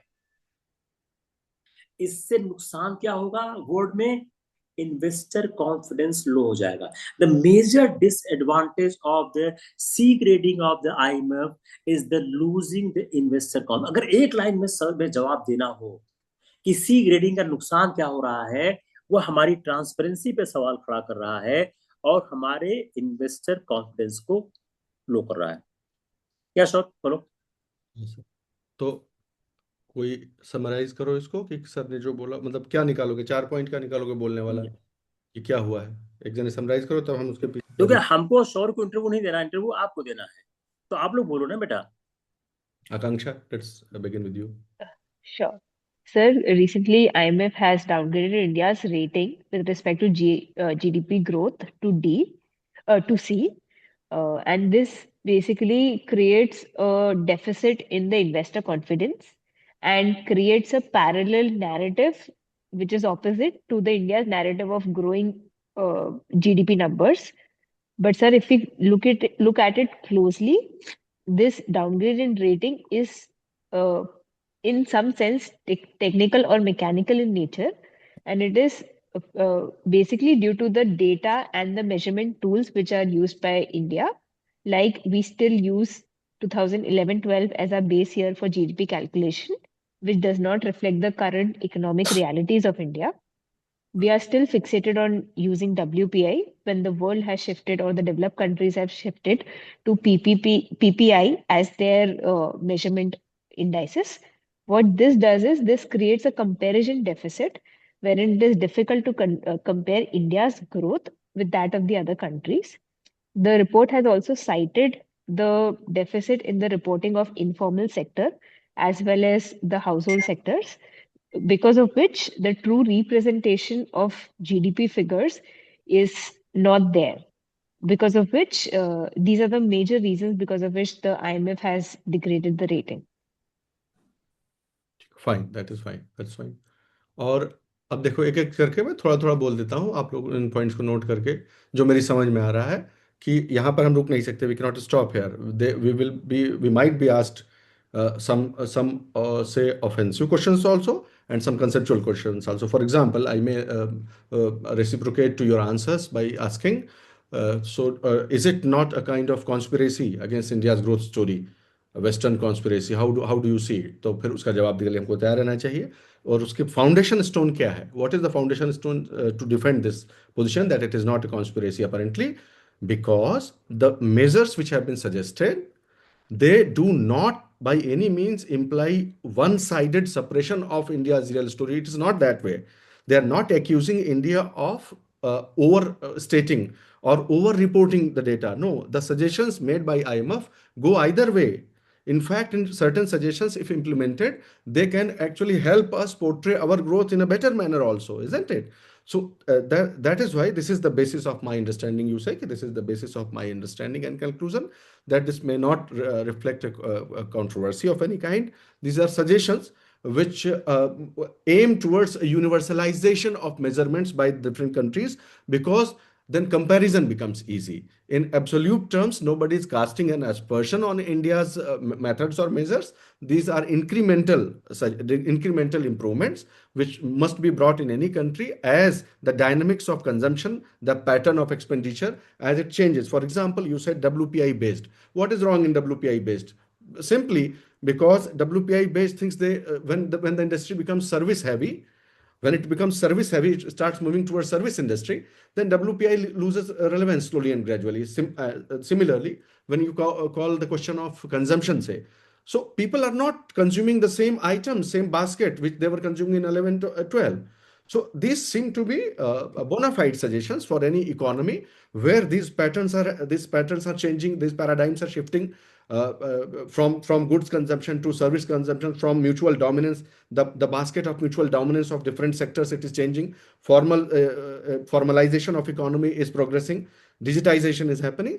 So these apparently they seem to be innocuous suggestions aimed at streamlining the process of the measures of economy, so that a fair comparison. आखिर अभी बोल रहे हो इन्वेस्टर कॉन्फिडेंस का बात, तो इन्वेस्टर के लिए अगर बात यही देख लो, if you took only one perspective, कि एक थर्ड पार्टी न्यूट्रल ऑब्जर्वर को, if it has to compare three economies, then if the measures of comparison are the same, they are universal and standardized, then only it makes sense. So it seems to be a suggestion of bona fide nature. It does not seem to be a controversial or sinister suggestion. इस तरह से आप अपना तैयार रखिएगा logic. Sir, इसमें just one more point. Even the government has been in discussion to upgrade the base year to 20 to 23. बात इतनी सी है कि आप भाई जल्दी से कर लीजिए और थोड़ा और कॉम्प्रिहेंसिव कर लीजिए. Government has acknowledged, in principle, the government has also acknowledged. So by defending this position, you will not be going anti-narrative. So nothing to worry about. लेकिन मसाले से भरा होना चाहिए answer. I want to say opinionated नहीं होना चाहिए, एकदम बढ़िया फैक्ट से खूब laden होना चाहिए. My point is this. उसको मैं थोड़ा दोनों जोड़ देता हूँ. एक पहला हमने जो बोला, इंडिया की ग्रोथ स्टोरी में 8% के आसपास, 7.8% के आसपास ग्रोथ चल रहा है. दूसरा, आईएमएफ ने सी ग्रेडिंग दिया है. IMF is not saying that your data is wrong. IMF has acknowledged a fast growing economy. India is a fast growing economy. It has been acknowledged by the IMF. But IMF is only highlighting one basic fact. There is a gap in the statistical system. You can give a very much emphasis in the report अगर दोनों combine होता है कि sir, they are only acknowledging or hammering the statistical gap. जो सांख्यिकीय अंतर है उसकी बात कर रहे हैं. IMF ने सजेस्ट किया है कि ग्रोथ स्टोरी आपकी रियल है. IMF has not questioned the growth story. No, it is real. But its representation needs something more. जो आपका परफॉर्मेंस है उसको एक बैलेंस पर्सपेक्टिव में देखो. अगर जॉब का इशू है, इनफॉर्मल सेक्टर आप नहीं देख पा रहे हो, हाउस होल्ड नहीं कर रहा, उसको आप ध्यान दो. 2010, 11, 12 की फिगर पे आप क्यों हो? आप आज देखो ना. And IMF is right also. From 2010, 11, 12, there's a lot water has been flown. Therefore, the new system has to be evolved. मेरे ख्याल से एक इशू क्लियर हो गया. कोई कंफ्यूजन है किसी को? और करें आप? बस बताओ, बस करें आप. हाँ, सॉरी, आपका वो बंद हो गया है mic. Yes, sir. Thank you, sir. Symptoms or diagnosis, that is what it is all about. Okay. Recently, I had to come across some problem in my mother's health. So she had swollen legs. Both the legs got swollen. Okay. The question is कि this is a symptom. Okay, it arises because of malfunction of liver also, malfunction of kidneys also, venous insufficiency also, कि veins कमजोर हो गई हैं, और cardiac insufficiency also. 4-5 कारण है, ठीक है, 4-5 कारणों से चीज होती है. And then the side effect of calcium channel blockers also, medicines also. Now ये प्रॉब्लम आई है, ये ठीक है, लेकिन इसके पीछे किस कारण का जो है योगदान है, उसके लिए आपको मेजर्स तो अपने सही करने पड़ते हैं. India's growth story is not something that is not palpable. It is very much palpable, it is visible, it can be felt कि ग्रोथ अच्छा, इंडिया स्टेबलाइज हो रहा है, ठीक जा रहा है, ग्रोथ हो रही है. ये कोई सिर्फ स्टोरी की बात नहीं है. But in order to give authenticity to this story, इसमें कोई बुराई नहीं है कि उसका एक डायग्नोस्टिक जो है एग्जामिनेशन में मेजर भी होना चाहिए. हमको अब अच्छा लग रहा है, अब हमको ठीक लग रहा है, ये जो हमको ठीक लग रहा है इसके बेसिस पे हम बैठ नहीं सकते. एक बार फाइनल जो है वो टेस्ट, जैसे कोविड में हम कराते रहते थे कि डी डाइमर जब तक नीचे नहीं आ जाए, जब तक यहाँ इस लेवल तक ना आ जाए, तब तक आप शांति से नहीं बैठ सकते. तो अच्छा लग रहा है, that is all right, but just to be clinically sure you get a test done. तो उसी तरह की बात है इसमें. लास्ट पॉइंट जो हम बोले तो कंसेप्चुअल बात हो गई. एक कंपोनेंट रह गया था मुझसे बोलने में, वो याद आया कि जो गैप है in production side GDP estimates and expenditure side GDP estimates. पहले हमने बात की वो वाली जो ये था कि जो है, जो पहले दिक्कत डेटा में हो रही है कि आउटडेटेड बेस ईयर है, एक हो गया. दूसरा हो गया, हमने कहा कि WPI पे ही आप सारा अभी वो कर रहे हैं, वो ठीक नहीं है. फिर कंजम्पशन की हमने बात की कि कंजम्पशन का पैटर्न चेंज हो गया, वही बेस ईयर वाला मैटर हो गया. एक कंपोनेंट जो रह गया था वो ये है कि आपके ही प्रोडक्शन साइड के जीडीपी एस्टिमेट्स में और आपके खुद के ही एक्सपेंडिचर साइड एस्टिमेट्स में बहुत बड़ा गैप है. तो ऑब्वियसली ये प्रोडक्शन साइड का डेटा एस्टिमेट करना is much easier. Expenditure side का जो स्केल है वो बहुत ज्यादा है, स्पेशली इनफॉर्मल सेक्टर्स में बहुत ज्यादा ये मुश्किल का काम होता है. और इसका एक ही तरीका होता है सिर्फ, वो है मैसिव सर्वे करते रहना. मैसिव सर्वे के अलावा डेटा इकट्ठा नहीं हो पाता है जनरली. या फिर इंफॉर्मेशन आपके पास जो है वो इंफॉर्मेशन रिट्रीव करने का, डेटा रिट्रीव करने का पावर हो, सब चीज ग्रिड से कनेक्टेड हो, डिजिटल हो, तब हो सकता है. लेकिन इनफॉर्मल होने के नाते हर एक्सपेंडिचर किस तरफ जा रहा है वो एस्टिमेट नहीं हो पाता है. तो ये बात ठीक है, इसको सुधारने में कोई बुराई नहीं है कि हमारा एक्सपेंडिचर पैटर्न का भी जो डेटा है, एक्सपेंडिचर साइड का भी डेटा है, वो प्रोडक्शन साइड के डेटा के जितना क्लोज ये गैप हो सके, that is even better for our economy. तो अच्छा है, ऑथेंटिक होता जाएगा हमारा एस्टिमेट और हमारे पॉलिसी मेकिंग के लिए ही काम आएगा. So it's a very positive development. उसमें इसको वहां तक ठीक है कि इट्स अ टेक्निकल ऑब्जेक्शन कहकर, और फिर उसके जो वे फॉरवर्ड है उस पर आप आ जाइएगा, तो दैट विल बी बेटर. कल क्लास कब करें? शाम को थोड़ा जाना है, तो first half second half up to the 6 o'clock, जब भी चाहो. शोर कब टाइम बताओ अपना अपना.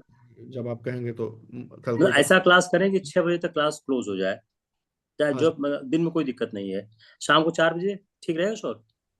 आप बताओ. कहते हैं सर फोरनून में कर दे क्या सर? हाँ हाँ चलेगा. सब लोग फ्री हो जाए पूरे हाँ दिन, हाँ, ऐसा मन सुबह में है. 11 बजे 10 बजे बताओ. हाँ सर, कोई दिक्कत नहीं है. Seems good 10 से सर. 11 क्या सूट करेगा 10 बजे ठीक है मुझे लगा. Earlier the better boys. बताओ. Tell me. Yes, sir. 10 a.m. will be good. Gaurav आप बताओ.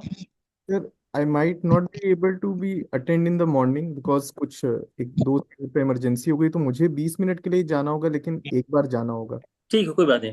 तो 10 बजे शुरू कर लेते हैं.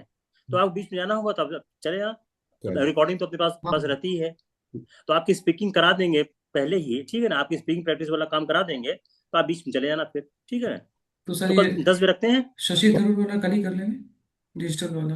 हाँ डिजिटल कल पहला वही करते हैं. कल पहला सर, वाला हम करते हैं डिजिटल. हाँ एक इशू और कवर कर दीजिएगा. ये जो अभी अरुणाचल प्रदेश को लेके चाइना ने थोड़ा सा हाँ हाँ हाँ देखा है वो. इस टाइप के वो कल लोग आपको पूछ दूंगा मैं. कहते हैं कि ताइवान के लिए हम भी कर दें क्या, मतलब इस टाइप से वो लोग कभी कभी पूछ लेते हैं कि हम भी हाँ समझ ताइवान गया. में तो करें. आप ये कहना चाह रहे हो कि जैसे नेपाल ने हमारे यहाँ किया है, ऐसे हम ताइवान को सपोर्ट करें, ये कहना चाह रहे हो ना आप? हाँ, वो कभी कभी ऐसे पूछ लेते हैं कि ये उन्होंने अरुणाचल प्रदेश को अपना बोल रहे हैं, तो ठीक है. बोला मोहल्ला होता तो कर लेते सर. ये इंटरनेशनल मैटर है. क्या है ना, इंडिया की फॉरेन पॉलिसी को डिटेल में करना होगा. उसमें ये सारे इश्यूज आ जाएंगे. फॉरेन पॉलिसी पे हम लोग 1-2 लेक्चर पूरा रखेंगे, एक्सक्लूसिव रखेंगे, जो फॉरेन पॉलिसी कॉम्प्लेक्स है, टाइम लगता है उसमें. तो कल करते हैं, कल सुबह 10 बजे। हाँ, okay. Thank you, Sumit sir. Thank you, sir. Thank you. Good night. Thank you, sir. Thank you.